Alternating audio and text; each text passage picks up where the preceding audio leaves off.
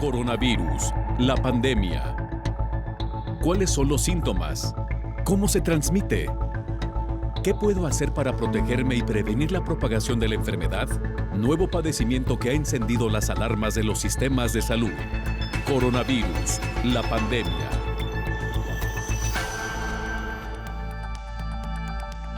¿Qué tal? ¿Cómo le va? Bienvenido a un programa más de Coronavirus, la pandemia. Le recordamos que esta es una producción de la Universidad de Guadalajara que se transmite a través de la señal de todos, Canal 44, y que llega a México y América Latina gracias a la señal de las televisoras públicas que se suman a esta transmisión.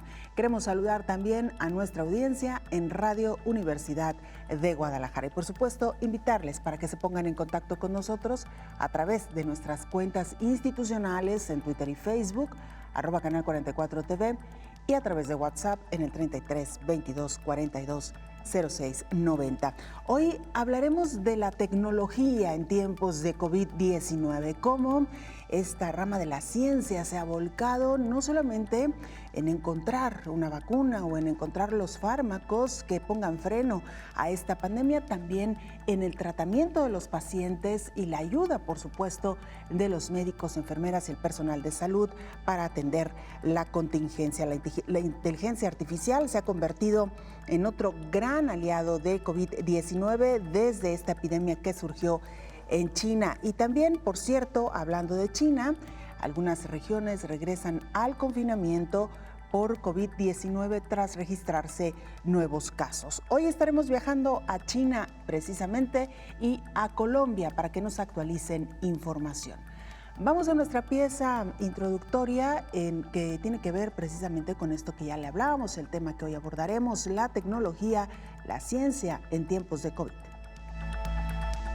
La ciencia ha evolucionado a paso veloz. En 111 años han sido galardonados 208 médicas y médicos por sus descubrimientos en la medicina. La mayoría han sido de los países de Estados Unidos, Reino Unido, Alemania, Francia y Suecia, los cuales hoy concentran 2.222.276 enfermos por COVID-19. Los últimos descubrimientos realizados del 2011 al 2019 por los premios Nobel en Medicina han sido sobre cómo las células perciben y se adaptan a la disponibilidad de oxígeno, del papel del sistema inmune en la regulación del cáncer, acerca de una nueva terapia contra la malaria y aportaciones en el ámbito de la inmunología y las vacunas, por mencionar. Así como avanza la medicina, evoluciona la tecnología de manera exponencial.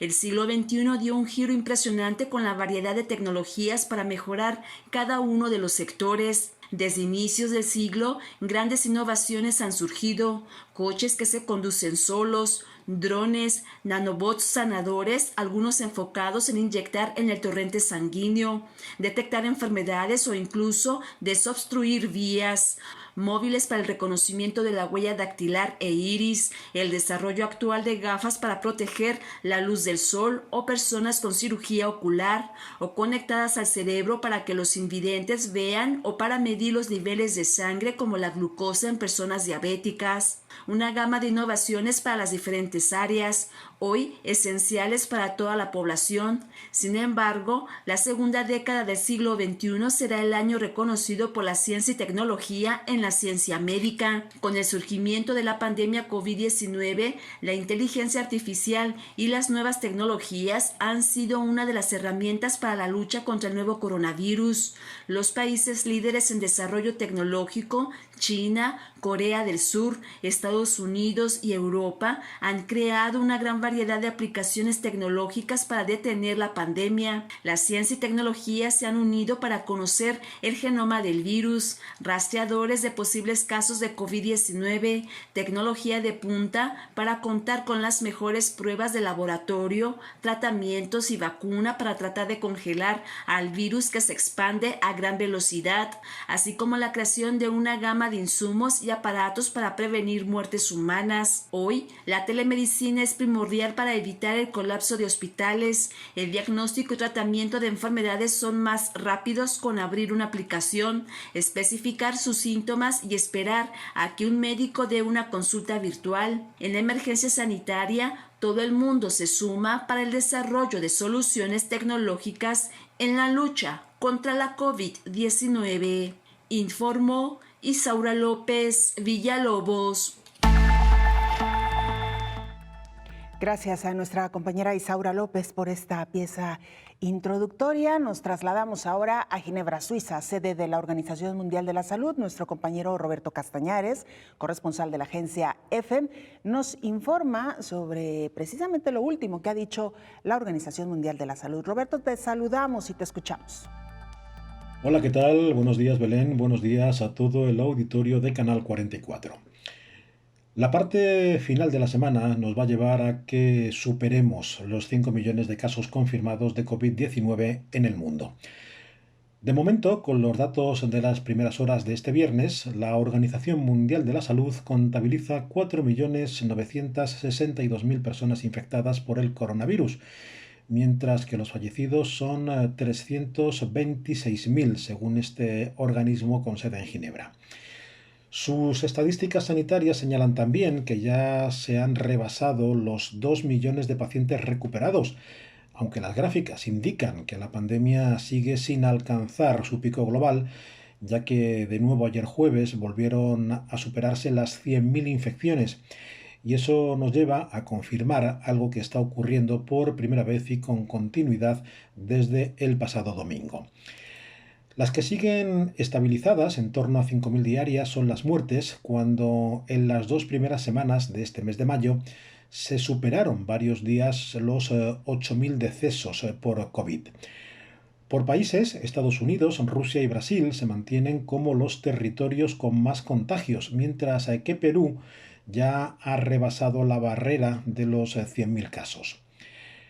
Estados Unidos, Brasil y Perú precisamente marcan el ritmo de un continente, el americano, que ha sustituido a Europa como epicentro del COVID-19.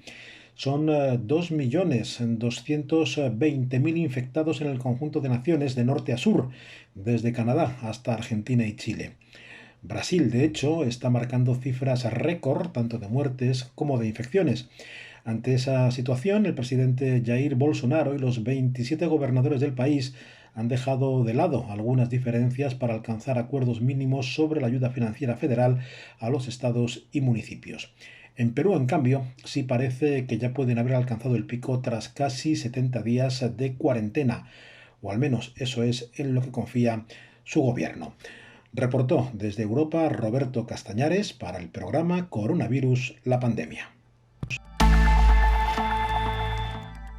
Muchas gracias a nuestro compañero Roberto Castañares. Me da mucho gusto darle la bienvenida en esta mesa de trabajo al doctor Héctor Raúl Pérez Gómez, infectólogo. Doctor, bienvenido. Gracias. Gracias como siempre. Buen día. Bueno, pues antes de entrar de lleno a nuestro tema, doctor, que hoy tiene que ver con la inteligencia artificial y cómo la ciencia y la tecnología, lo decíamos, se han volcado para tratar de ayudar en estos tiempos de COVID, me llamaba mucho la atención lo que decía nuestro compañero Roberto Castañares, donde parece ser que los casos de infectados no cesan, doctor. China simplemente de nueva cuenta con algunos brotes. Sabíamos, usted ya nos lo había explicado, sobre estas oleadas que vendrían, pero pareciera que no da ni siquiera unas semanas de tregua, doctor, esta enfermedad. Efectivamente, el caso de China es un caso muy característico de rebrotes que suelen venir después de un gran tsunami. Y lamentablemente eso puede ocurrir para todos los países y puede ocurrir para todo el mundo. Las pandemias del 2009 y la pandemia del 2018 tuvieron esas reverberancias epidemiológicas meses después e incluso la del 18 años después. Evidentemente que aquí tenemos, a diferencia de la del 2009, la falta de vacuna aún y no contar con medicamentos específicos y altamente eficaces en este momento contra SARS-CoV-2. Y eso podría generar mayores probabilidades de que vinieran estas oleadas. Pero tú estás haciendo una observación además clave, Belén, porque no pasó mucho tiempo entre el momento en que China dijo tenemos bajo absoluto control la pandemia, no tenemos nuevos contagios, pasaron muy pocas semanas, probablemente 4 semanas, un mes, y aparecieron de nueva cuenta casos aislados, no de nuevo en Wuhan precisamente, sino en otras provincias, lo cual era esperado, precisamente por, número uno, que en otras provincias posiblemente no se tuvo el mismo nivel de control sanitario, control epidemiológico, y podría también haber influido la inmunidad que se haya generado en la población, específicamente en la ciudad de Wuhan, que seguramente fue una inmunidad mayor proporcionalmente a la de otras provincias. Entonces, pues ese fenómeno podemos verlo también para otros países y a otras regiones. Bueno, pues ahí nos queda el dato y la anotación para iniciar el fin de semana. Corea del doctor. Sur también, ¿eh? Sí, Corea del Sur. Tristemente, bueno, pues son esto que estamos viendo, los rebrotes, como usted ya lo ha explicado. Doctor, digamos que dentro de la buena noticia de todo esto es que hay herramientas y que los científicos y los médicos están abocados a tratar de frenar esta pandemia. Pero ¿desde cuándo la ciencia y la tecnología ha acompañado a la medicina, doctor? Pues la ciencia y la tecnología la han acompañado desde siempre, en diferente nivel, evidentemente, porque de forma progresiva han aparecido grandes avances tecnológicos, científicos, y por supuesto que la medicina en su historia de ser altamente empirista hace muchos siglos, poco a poco se ha ido convirtiendo en una disciplina que se apoya en muchas ciencias y en modelos metodológicamente ortodoxos en cuanto al apego al método científico. Entonces, hoy por hoy, la medicina, que es una disciplina arte que está formada por muchas otras disciplinas científicas, toma precisamente todos esos avances para que el ejercicio pleno de esta rama tan humanista sea apegada a estándares científicos y a lo que llamamos evidencia científicamente comprobada. Es de esa forma que ahora pues no podemos decir anecdóticamente o podemos permitirnos que algo se publique cuando no tiene un sustento científico perfectamente documentado. Estas herramientas, que para el caso específico de una pandemia como la que estamos viviendo, han sido muy valiosas. Y si me lo permites, Belén, haría yo varias categorías. ¿Después de un corte? Después de la pausa, lo dejamos ahí en la anotación, doctor, estas diferentes categorías. Y con esto, por supuesto, estaremos regresando después del corte.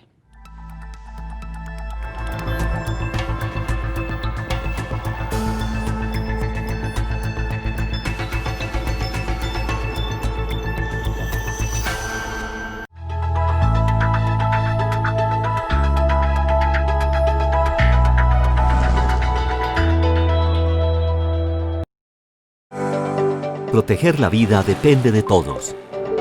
Usa el tapabocas, mantén la distancia y sigue todos los protocolos de seguridad en el trabajo. Cuidarte es cuidarnos.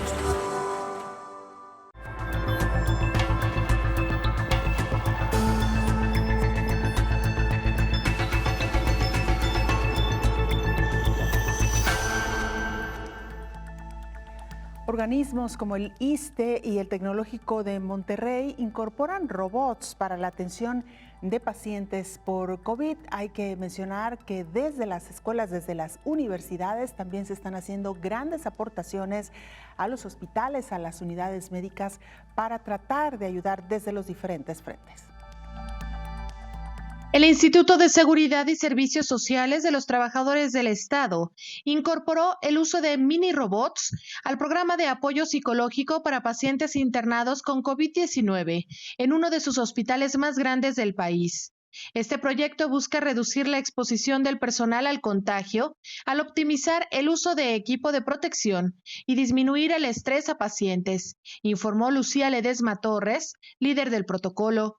A través de los robots llamados Robotina Covidia y Da Vincito Robotinio, los especialistas pueden evaluar al paciente, hacerle recomendaciones y tener comunicación interactiva simultánea, incluyendo algún familiar. Por su parte, el Tecnológico de Monterrey también creó su propio robot de telepresencia.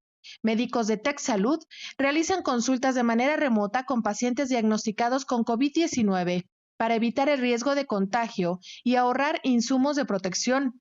El nombre del robot es Ánimo porque hace referencia a un amigo que da energía moral o ánimo. El robot está en el área de terapia del Hospital San José, uno de los hospitales de TechSalud ubicado en Monterrey. Este robot, de poco más de 1,5 metros de altura, cuenta también con un altavoz y 6 micrófonos, y el médico puede subir o bajar el volumen sin tener retrasos en el sonido. Permite tener una visión amplia de la habitación y del paciente por medio de 2 cámaras con movimiento hacia arriba y abajo para ver al enfermo si está sentado o acostado. El paciente también puede ver a su médico, aunque sea en pantalla, escuchar su voz y mantener una conversación. Le da un sentimiento de contacto humano. El especialista puede controlar al robot desde una computadora y dirigir sus desplazamientos a través de movimiento del mouse, informó Rocío López Fonseca. Y hablamos también de inteligencia artificial en tiempos de COVID, esta enfermedad que, como recordaremos, surgió en China.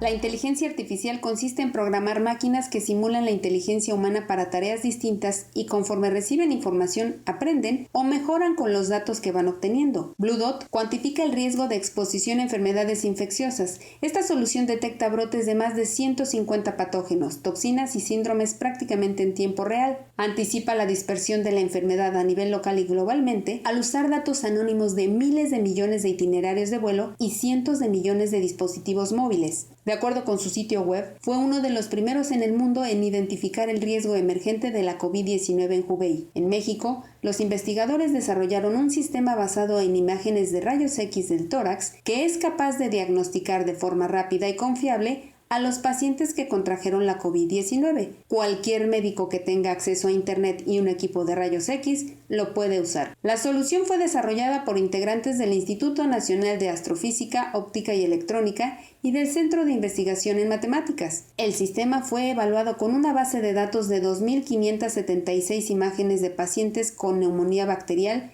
viral y también causada por la COVID-19. Y puede identificar correctamente a la gran mayoría de pacientes infectados con una precisión del 96%. También puede predecir quiénes tienen el virus, informó Elizabeth Ortiz. Mientras tanto, el Instituto Mexicano del Seguro Social puso a disposición una nueva herramienta llamada Calculadora de Complicación de Salud por COVID-19. ¿De qué se trata esta nueva herramienta? Bueno, con ella se pueden calcular las probabilidades de agravamiento de enfermedad ante un posible contagio de coronavirus.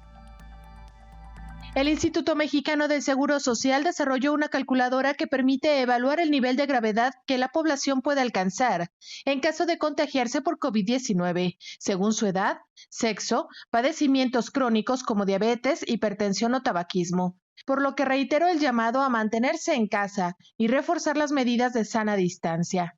El director de prestaciones médicas del IMSS, Víctor Hugo Borja Aburto, explicó sobre este nuevo instrumento. Tanto aumenta el riesgo de padecer la enfermedad grave si acaso se infectan a alguien con esta característica. Es la tabla de la izquierda. Y después calculamos una cuestión distinta, que es la fracción atribuible, de la cual hablaré después. Del lado izquierdo vemos que los hombres tienen hasta 81% más de riesgo de desarrollar una enfermedad grave que las mujeres, si se infectan. Para la edad aumenta por cada año cumplido después de los 20 años hasta 7% el riesgo de adquirir una enfermedad grave dado que se infectan. Y así sucesivamente. La obesidad es 1.28 veces más de riesgo para los que tienen obesidad, la hipertensión 1.11 más de riesgo, de diabetes duplica el riesgo de enfermedad grave si se tiene diabetes, el consumo de tabaco aumenta el 22%, la enfermedad pulmonar obstructiva crónica en 25%, la enfermedad cardiovascular 7% y la inmunosupresión el 2.76%. Agregó que en la calculadora están señalados los distintos factores de riesgo como edad, sexo, si actualmente padecen obesidad, hipertensión, diabetes, consumo de tabaco, enfermedad pulmonar obstructiva crónica o un padecimiento cardiovascular o inmunosupresión como cáncer o lupus. El porcentaje de riesgo se irá incrementando y pasará de medio a alto o muy alto. Una vez que se obtienen los resultados, se emiten recomendaciones para mantenerse en casa e información particular, según él o los factores de riesgo de cada persona, informó Rocío López Fonseca. Gracias a nuestras compañeras por estas piezas informativas, doctor, que nos dan un poco de aliento o mucho aliento en medio de esta pandemia, saber que hay mucha gente que está trabajando desde la ciencia, desde la tecnología para hacer frente a la pandemia. Pero antes de irnos a la pausa, doctor, nos quedábamos con las 4 categorías de la ciencia aplicada en una pandemia.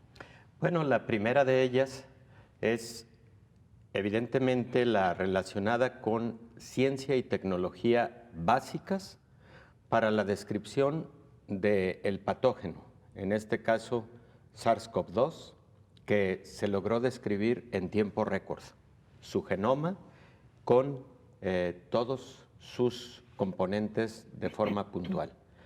En menos de un mes se conocía su genoma.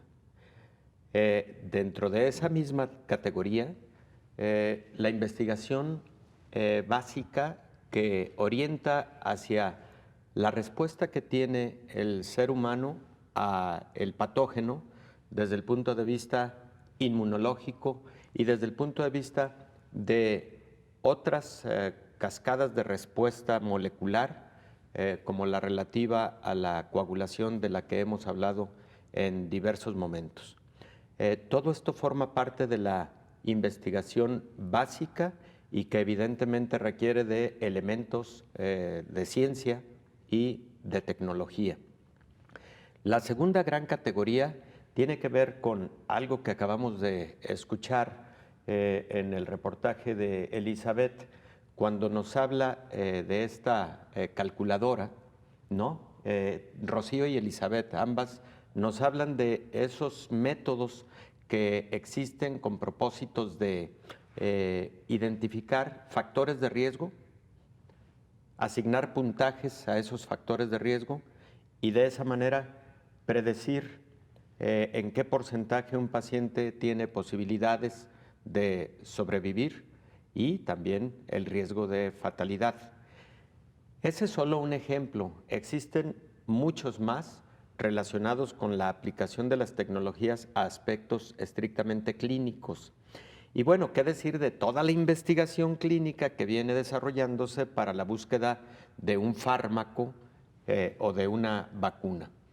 Esa es la parte clínica, segunda gran categoría. La tercera gran categoría es la del monitoreo de la dinámica de esta pandemia y que es aplicada a muchas epidemias o pandemias que puedan ocurrir y esperemos que no ocurra ni una más.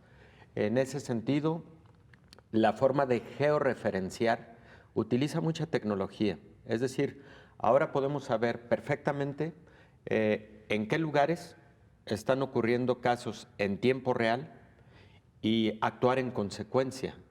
Podemos saber en tiempo real qué lugares tienen más alta densidad de población, de movilidad. Podemos saber en tiempo real cualquier fenómeno, casi cualquier fenómeno demográfico que puede impactar al desarrollo de la epidemia, de la pandemia.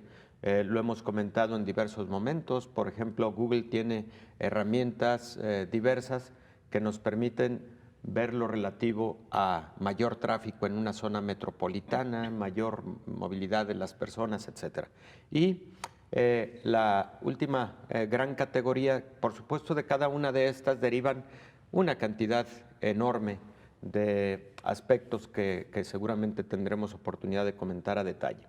La cuarta gran categoría son las tecnologías de la información y la comunicación, que aunadas, por ejemplo, al campo clínico, al campo de la investigación clínica, nos permiten compartir una gran cantidad de información científica, académica, que se va generando día a día con relación a este tema.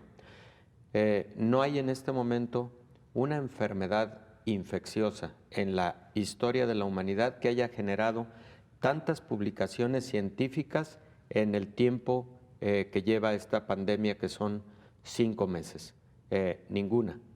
Evidentemente, VIH en su momento, en el año de 1981 y de ahí en adelante, pues ha generado impensable número de artículos y de publicaciones científicas, pero visto en el tiempo que lleva esta pandemia y de esa forma comparativa, esta pandemia ha generado publicaciones las que queramos. Y hablando de tiempos récord, doctor, usted ya lo mencionaba en una de las etapas de esta exposición que nos hacía, la manera en que se estudió el genoma de este nuevo coronavirus, cómo se detectó que era un nuevo coronavirus, de qué familia procedía y cuál iba a ser también un poco el impacto que iba a tener. ¿Cómo se logra el estudio del genoma de un virus, de una partícula tan pequeña, doctor?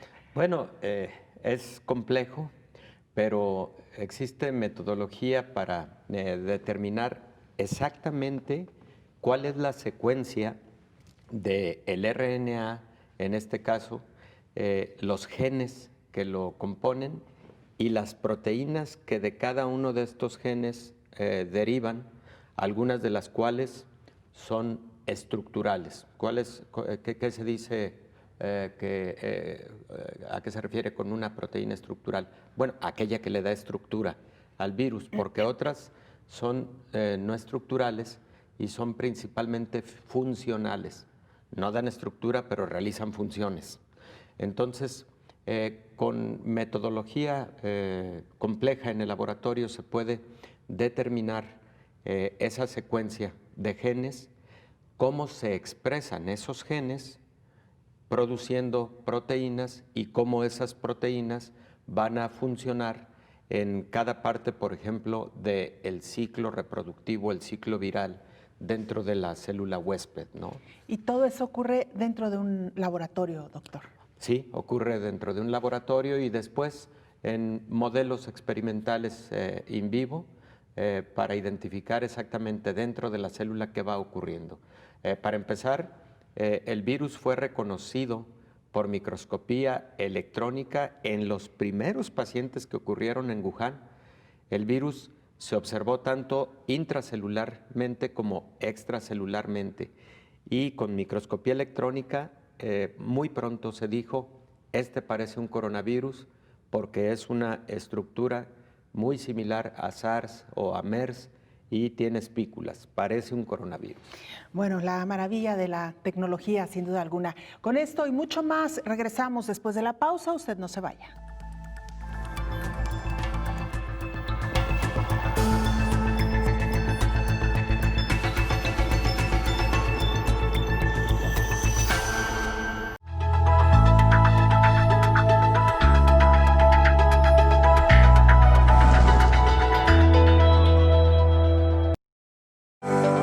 Proteger la vida depende de todos.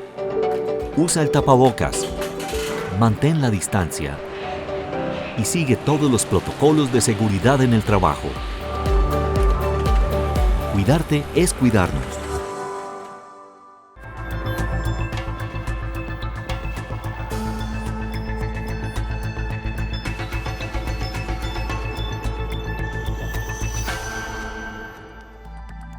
Esta pandemia por coronavirus nos ha demostrado qué tan inmersa está ya la tecnología en nuestra vida cotidiana y cómo nos ha ayudado también a sobrellevar estas cuarentenas. Y nos referimos desde la toma de clases a distancia, que hoy por hoy los niños, los estudiantes lo pueden hacer a través de su computadora, de un dispositivo móvil, realizar recorridos virtuales por museos también en esta confinación o en este confinamiento que hoy nos lleva a recrear de una manera o a recrearnos o divertirnos de una manera distinta.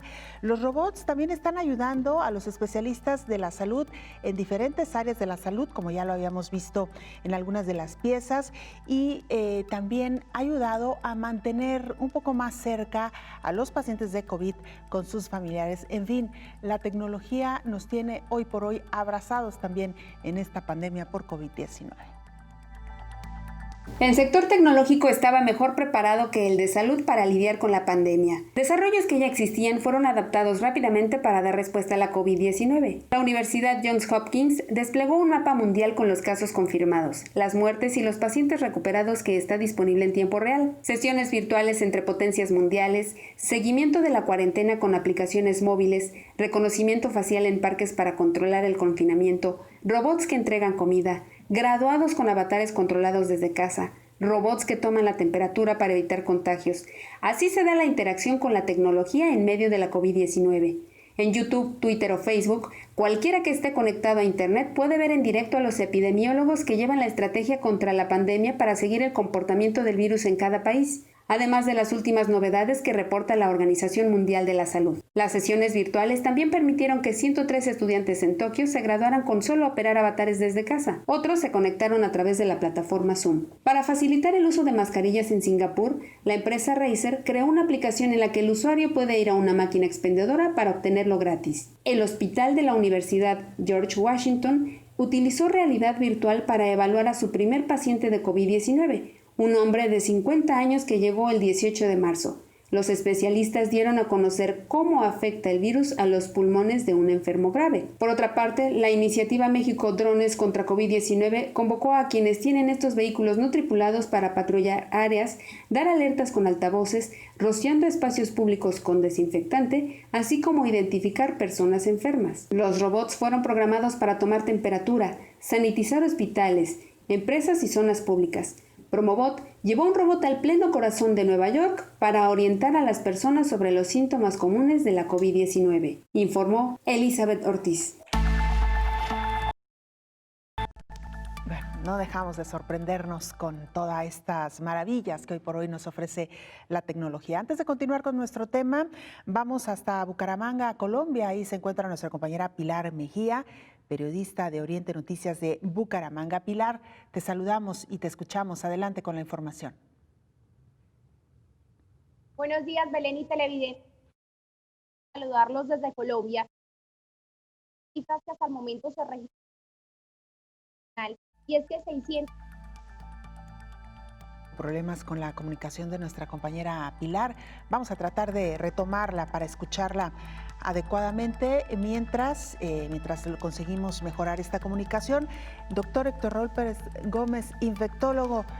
Bueno, pues nos maravillamos con todo esto que nos han mostrado nuestras compañeras a través de sus piezas informativas. Aquí mismo, en este programa, es posible hacerlo, quizá la audiencia no lo sepa, pero estamos en un foro donde solamente estamos usted y yo. No hay nadie más, no hay camarógrafos, no hay personal técnico, porque todo se está manejando desde una cabina donde gracias a esta tecnología pueden operar las cámaras a distancia y pueden llevar y hacer un programa como este que hoy estamos haciendo, incluso hacer los enlaces a todo el mundo y poder ver los rostros de nuestros compañeros gracias a la tecnología, gracias a programas como Skype y algunos otros que hemos utilizado, doctor. Definitivamente, es sorprendente cómo los avances tecnológicos nos impactan y me gustó mucho este reportaje de Elizabeth, porque esa es también la otra cara de la pandemia.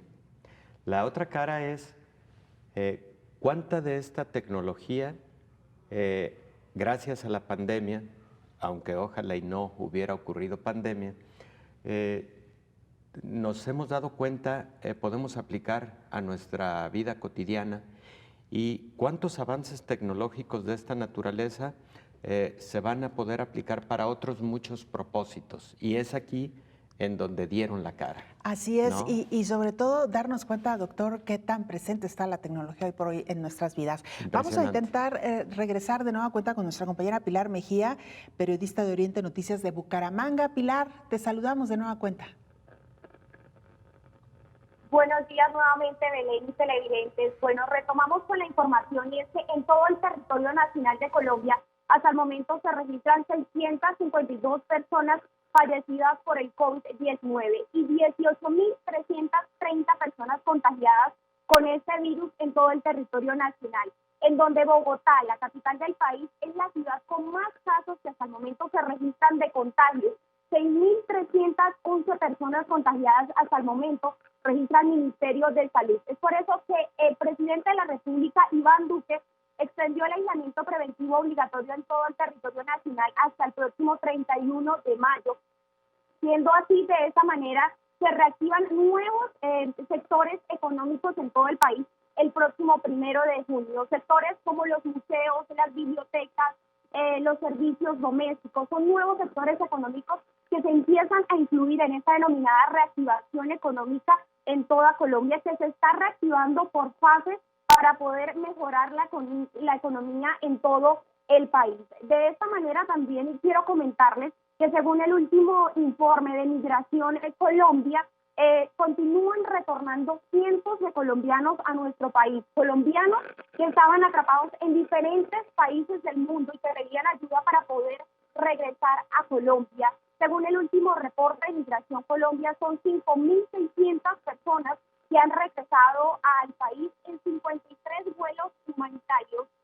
Una noticia positiva que nos brindó Migración Colombia es que se han aumentado los vuelos humanitarios para poder ayudar a esas personas que están atrapadas en todo el mundo, a esos colombianos que están atrapados en diferentes países del mundo. Y es que pasamos de 2 vuelos humanitarios semanales a 8 vuelos humanitarios y se espera que en las próximas semanas 2.100 colombianos regresen a Colombia. Colombianos que le pidieron al gobierno nacional regresar a Colombia porque estaban pasando por situaciones críticas en diferentes países del mundo. Y así como regresan colombianos a nuestro país, así también se están devolviendo venezolanos que estaban radicados en Colombia a nuestro vecino país, a Venezuela.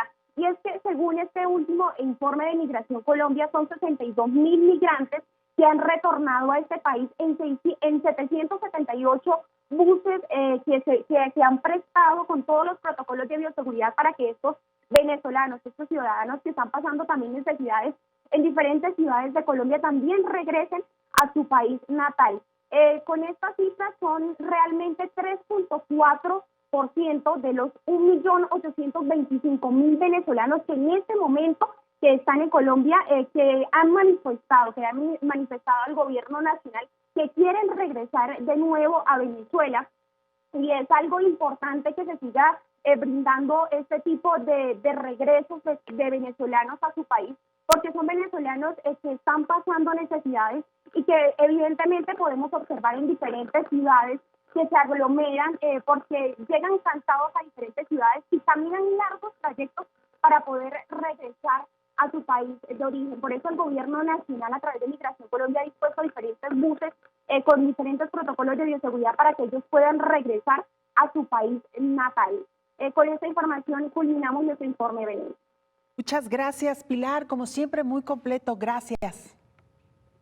A usted, Belén y televidentes, y seguiremos atentos, informados.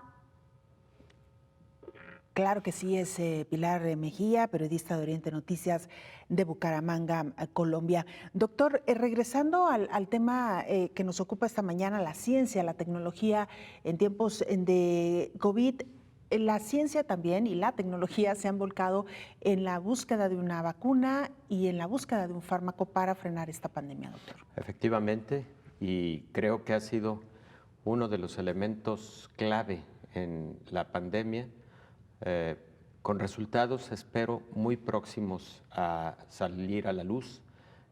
Ya aparecen las primeras publicaciones de una de las vacunas que están entrando a fase clínica que forma parte del protocolo conocido como Moderna, que parece que lleva un buen nivel de avance.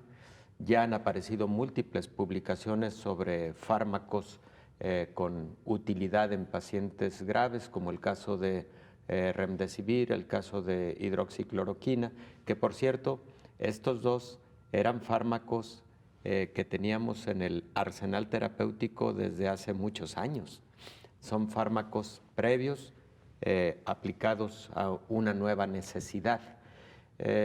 Otros fármacos que actúan no directamente contra el virus, sino para modular la respuesta inmunológica, como tocilizumab, que es un anticuerpo monoclonal.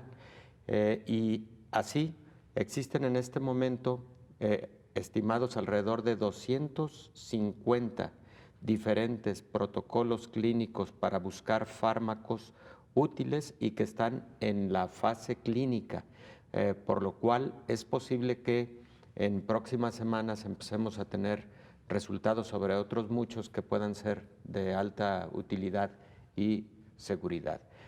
Es una de las grandes aplicaciones que ha dado también la ciencia y tecnología en esta pandemia, y que esperemos tener pronto resultados.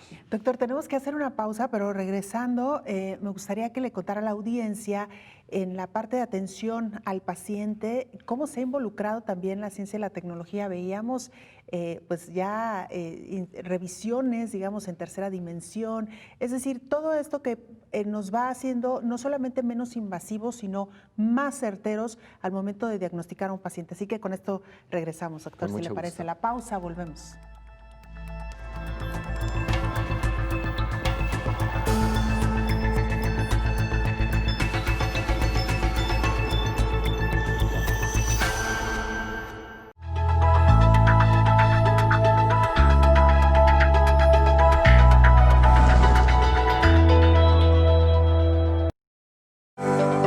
Proteger la vida depende de todos. Usa el tapabocas, mantén la distancia y sigue todos los protocolos de seguridad en el trabajo. Cuidarte es cuidarnos.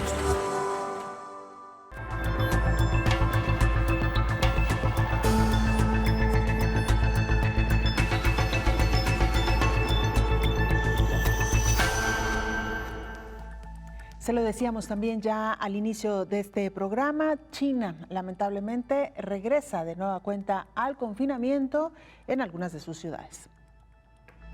Alrededor de 108 millones de personas en la región noreste de China están entrando nuevamente a confinamiento, ya que un nuevo y creciente grupo de contagios causa un retroceso en el regreso de la nación a la normalidad. La provincia de Jilin cortó la circulación de los trenes y autobuses, cerraron las escuelas y pusieron en cuarentena a decenas de miles de personas.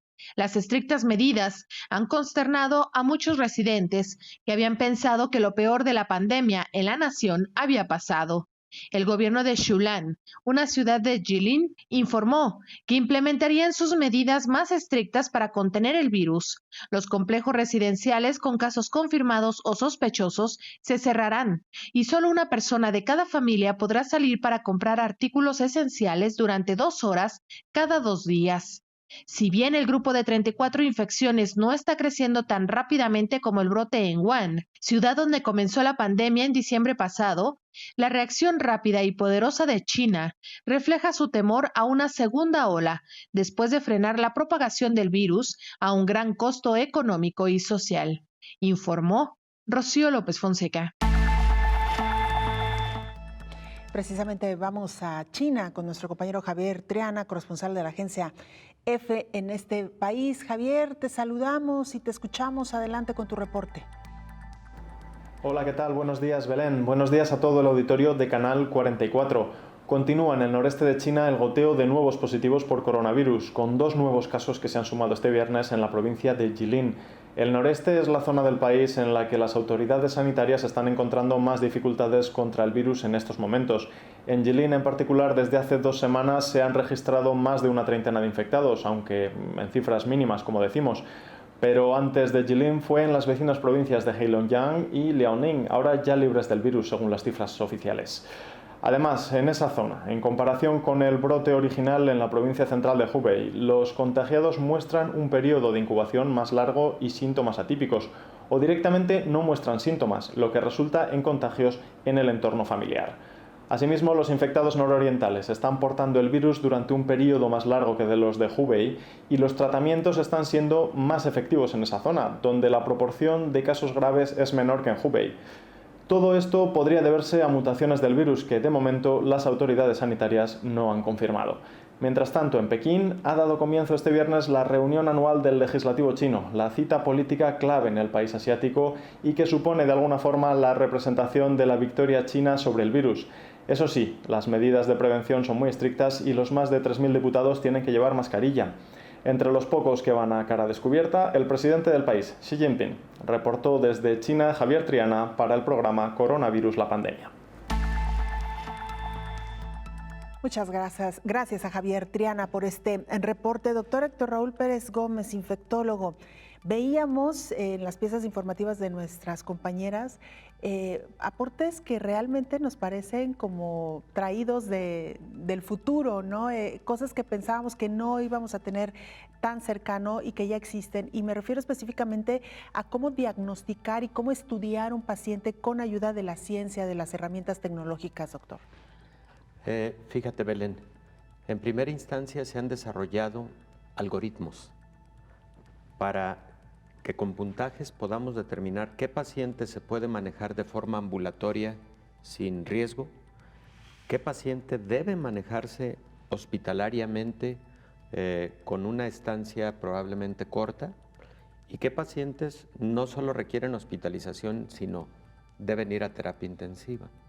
Y también dentro de los que están en terapia intensiva, qué pacientes, de acuerdo a un algoritmo de decisión, deberán tener intubación endotraqueal y soporte ventilatorio.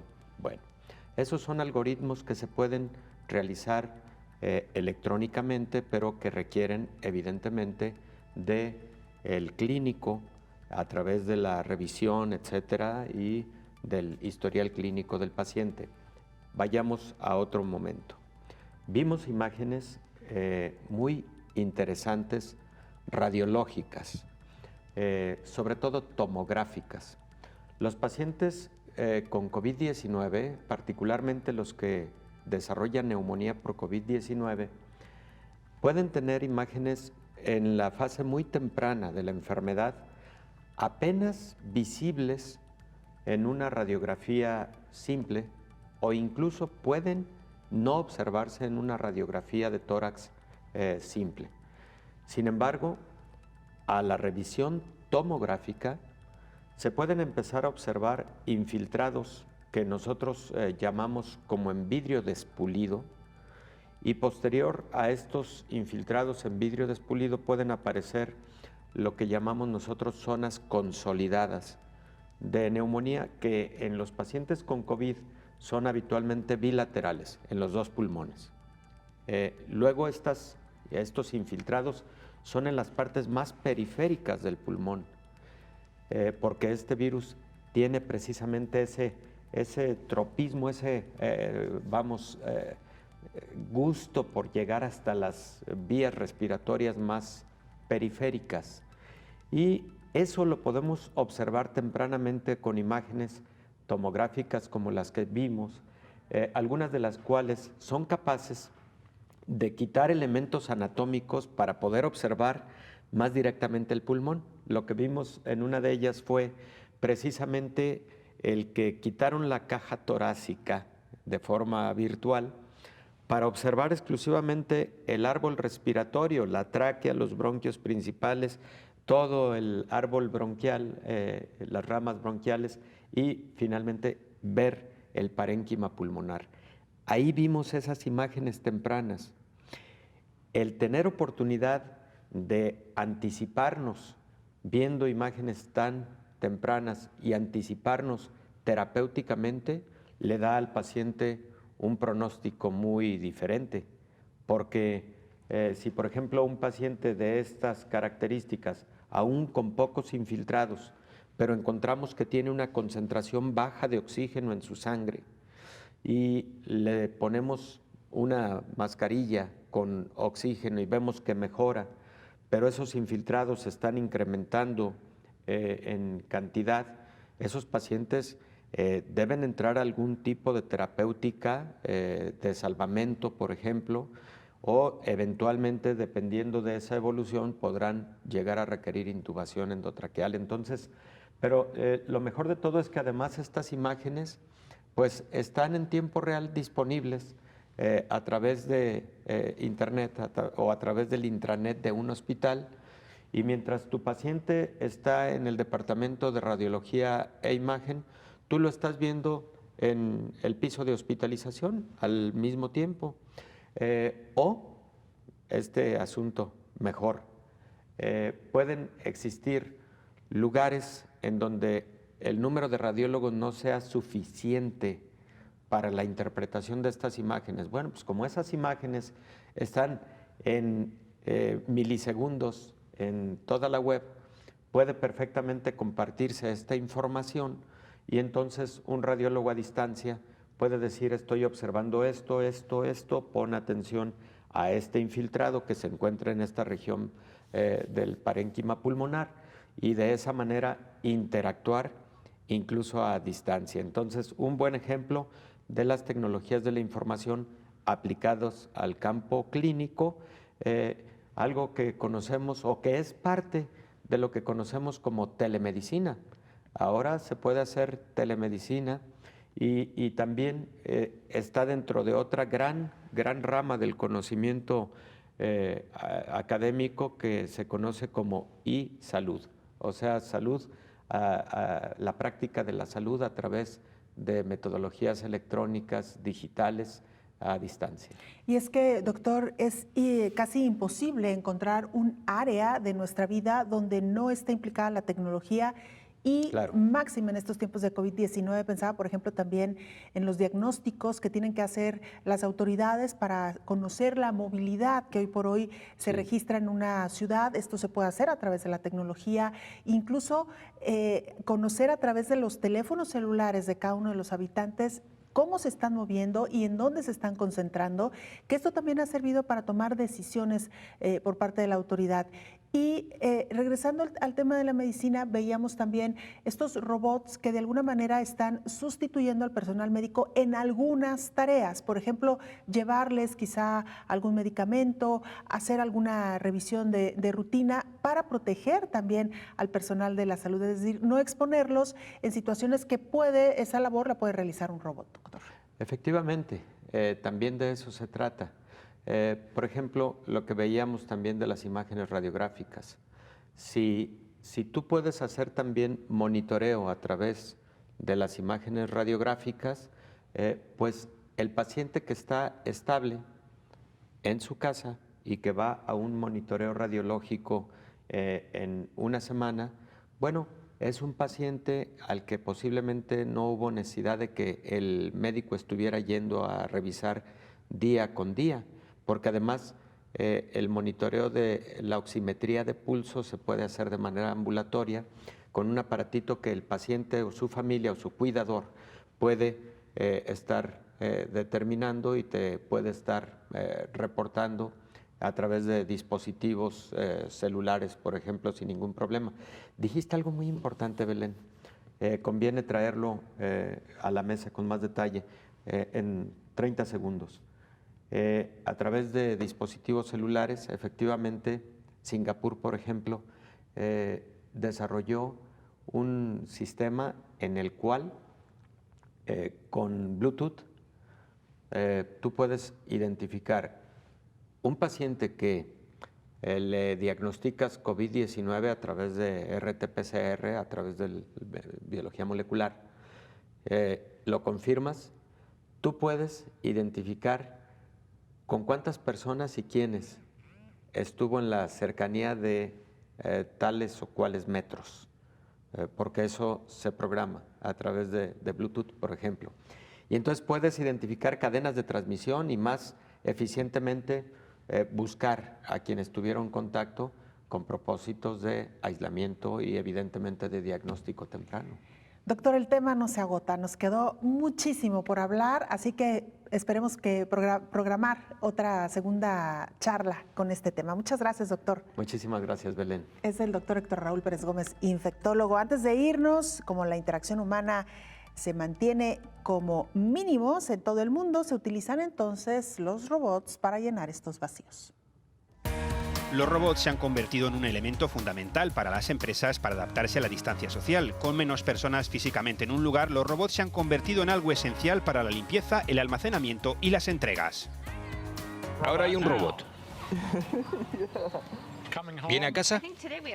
Creo que ahora tenemos 5 robots en funcionamiento. Hemos tenido hasta 10, dependiendo de la disponibilidad. Y ahora mismo algunos se encuentran fuera del mapa, así que la distancia es mayor. Lo teníamos todo planeado con las entregas y recogidas cuando cerramos la tienda el 1 de abril a los clientes.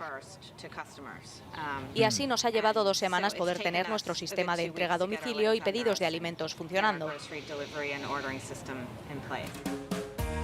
Al dejar a los humanos fuera de la acción, los robots que almacenan y limpian podrían tener un gran impacto conteniendo la propagación del virus. Telly es un robot totalmente autónomo que está diseñado para ayudar a los pequeños comercios a hacer el inventario en las tiendas. El objetivo de Telly es asegurarse de que nuestro producto esté siempre en el lugar correcto y tenga el precio correcto.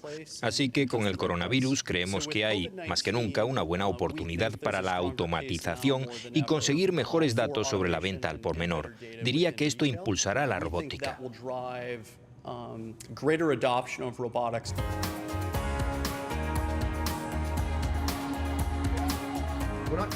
No estamos tratando de reemplazar a las personas. Las compañías que generalmente tratan de hacerlo con la robótica a menudo fracasan porque los humanos son más flexibles y pueden realizar muchas tareas. Lo que realmente somos es una herramienta avanzada que les permite producir a un nivel más alto. El crecimiento de la automatización y la robótica es global. En Rusia, los lugares de trabajo y las paradas de autobús tienen instalados detectores inteligentes que controlan la temperatura. Y en China, este puerto inteligente de 1,3 millones de metros cuadrados, usando el 5G, puede descargar y almacenar la carga automáticamente. Mientras esta pandemia presenta a la humanidad desafíos sin precedentes, la humanidad presenta soluciones sin precedentes para combatirla. Gracias por habernos acompañado. Nos vemos en la siguiente emisión. Coronavirus, la pandemia.